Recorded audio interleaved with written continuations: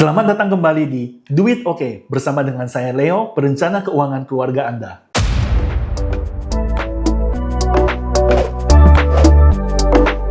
Kita masih membahas di sesi ini adalah tentang dana darurat. Bagaimana kita harus memiliki di dalam sebuah keluarga. Karena banyak sekali keadaan yang tidak terduga itu datang.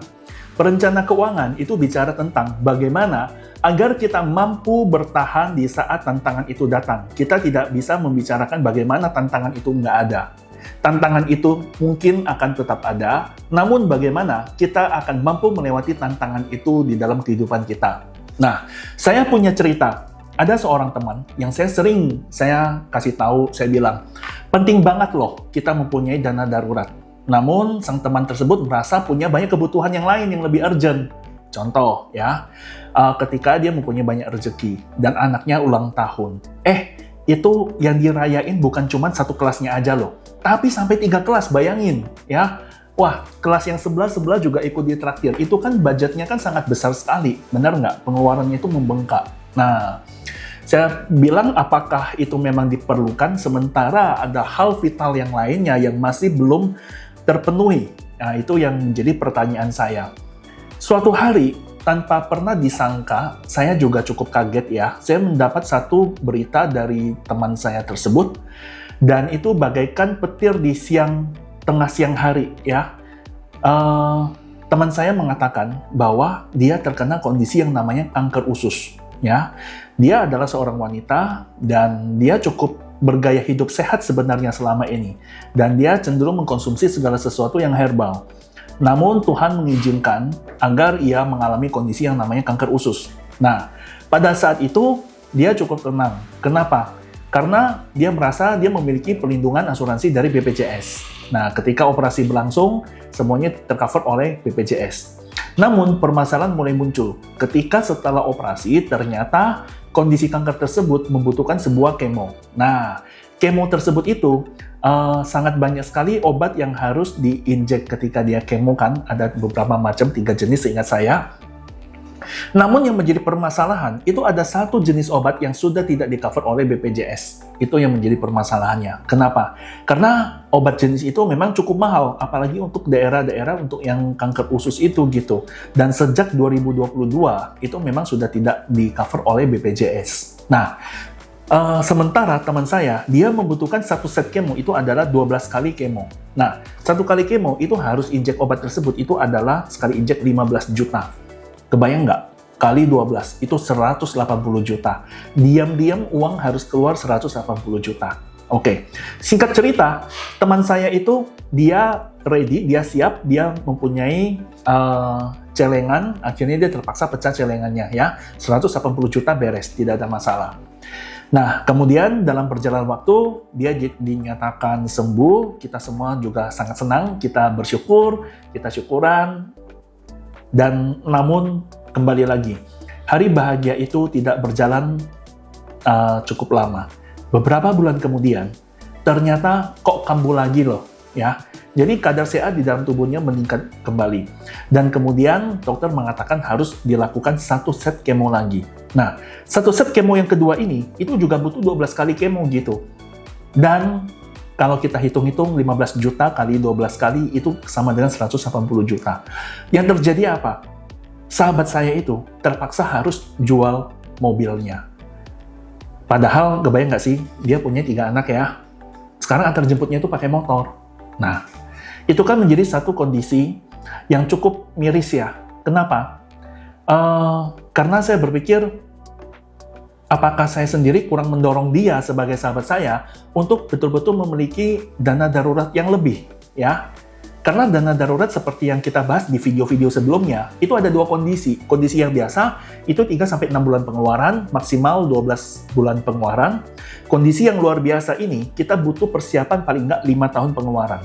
Sehingga memang kita menggunakan pihak ketiga untuk membantu mempersiapkannya. Kalau kita mau siapin sendiri kayaknya kok berat gitu ya. Nah, karena kita punya banyak kebutuhan yang lain. Ada juga sahabat saya yang lain, tiba-tiba ya, itu telepon nih, dia bilang, Leo, jangan kasih tahu siapa-siapa ya. Saya ini terkena yang namanya kanker paru loh, dia bilang gitu. Kita heran, kok bisa ya? Kok dia kondisi sehat-sehat selama ini, aktif di lingkungan kita, tapi suatu hari mendadak dia telepon, dia bilang terkena yang namanya kondisi kanker paru. Saya sampai bertanya, tahu dari mana kok bisa tiba-tiba kena kanker paru? Ya, waktu itu lagi sikat gigi. Nah, waktu buang busa ya, tiba-tiba loh kok ada darah. Dia pikir businya berdarah. Dalam keadaan sehari-hari, tiba-tiba kok dia rasanya kayak mau batuk keluar darah. Nah, lama-lama dia merasa itu sudah nggak wajar. Ketika dia cek, ternyata itu adalah kanker paru stadium 4. Kita semua udah tahu lah kalau stadium 4 itu kayak gimana kondisinya. Dokter di Indonesia angkat tangan, dokter di luar negeri waktu itu di sebuah hospital di Penang, mereka masih bisa memberikan satu jaminan ini masih bisa sembuh. Saya bilang kalau memang ini masih ada chance untuk sembuh, ya berobat aja ke sana. Namun biaya kembali lagi sangat besar. Kenapa? Karena untuk radioterapi itu membutuhkan 250 juta. Selesai radioterapi, ternyata dibutuhkan tahap yang kedua kemoterapi, dan itu butuh lagi 250 juta. Cari setengah miliar nggak mudah, 500 juta nggak mudah. Tapi dana itu harus dikeluarkan demi menyelamatkan nyawa sang pencari nafkah, sang pemberi nafkah. Jadi hari ini, kalau kita tidak punya dana darurat, maka kita akan kondisi itu kita pusing banget, ya. Saya mempunyai seorang klien, suatu hari ketika dia mau ke toko, ya kan, dia itu sempat mengalami kondisi kayak sesak ya di daerah jantungnya ya. Kemudian dia mau jalan juga susah, mau naik tangga juga susah, dan dia kesulitan bernafas. Akhirnya dilarikan ke rumah sakit. Singkat cerita, setelah dia angiografi, ternyata mengalami penyumbatan di 3 pembuluh darah utama, gitu. Ya, jadi pembuluh darah koroner jantungnya itu kena penyumbatan sekitar hampir 90%. Dan saat itulah dokter mengatakan, wah ini harus pasang ring nih, bahaya. Ya, kalau tidak dilakukan pemasangan ring, ini bahaya sekali. Namun setelah pasang ring pun, ya itu harus istirahat. Jadi ketika dia pasang ring di RS Premier di Surabaya, kurang lebih hampir 700 ya, itu tercover semua. Karena kenapa? Karena dia mempunyai asuransi kesehatan, di mana itu cover semuanya sesuai dengan tagihan rumah sakit.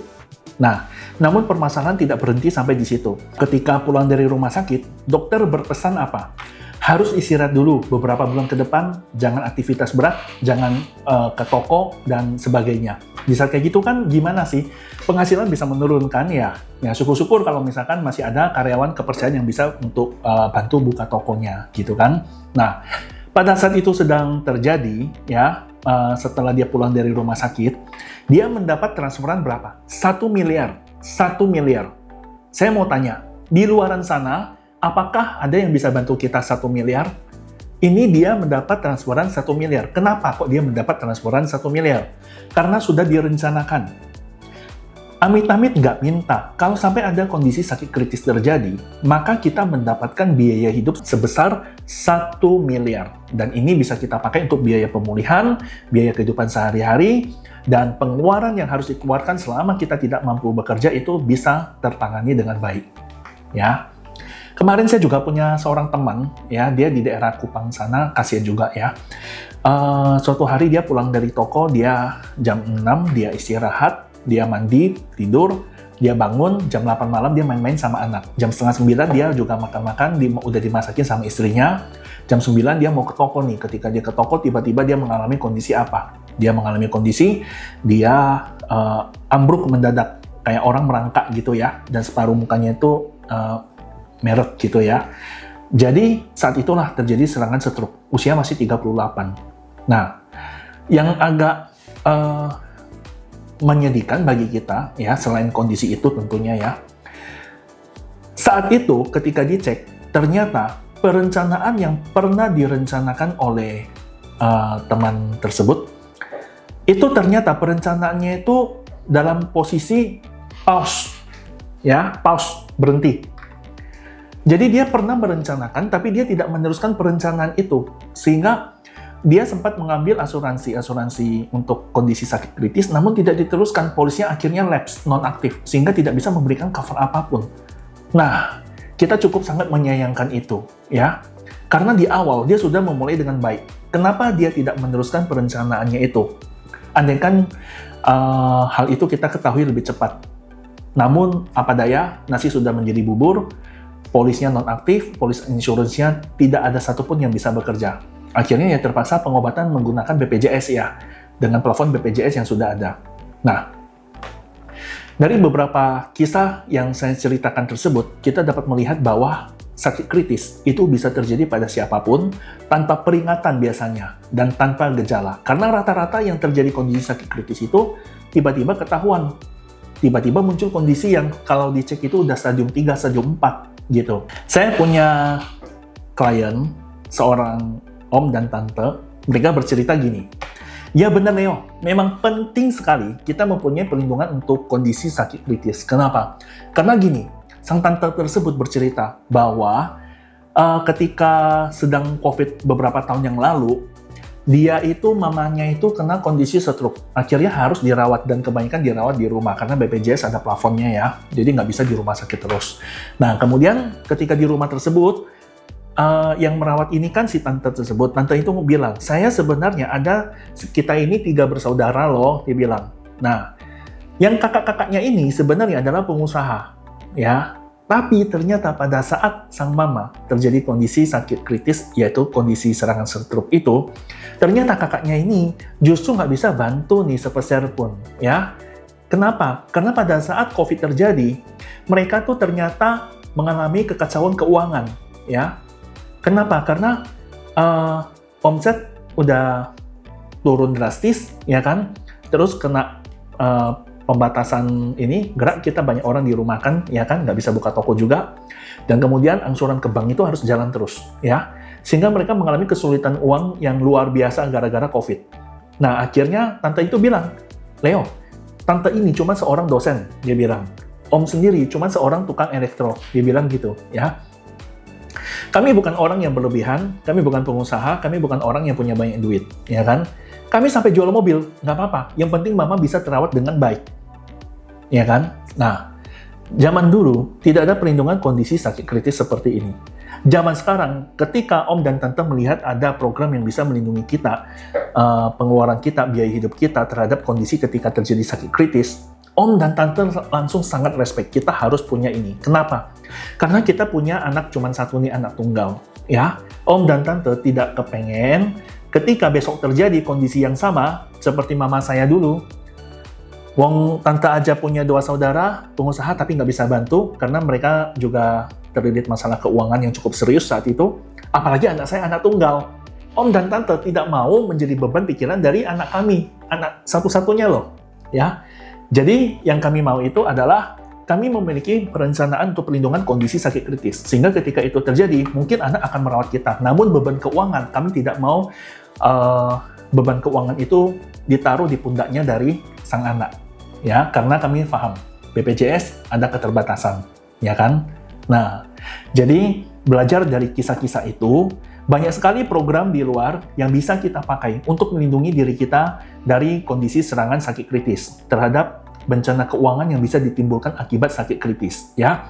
Program itu bentuknya itu ada dalam bentuk asuransi, ada juga dalam bentuk tabungan. Nah, supaya sahabat keuangan sekalian dapat memilih dengan tepat, maka dapat berkonsultasi dengan kami dari tim Duit Oke. Maka kita akan berdiskusi program mana yang cocok untuk dipakai sebagai perencanaan untuk perlindungan biaya hidup, perlindungan penghasilan yang bisa terancam hilang akibat dari kondisi sakit kritis. Semoga sukses di dalam merencanakan keuangan bagi keluarga kalian masing-masing. Salam dari kami, Duit Oke.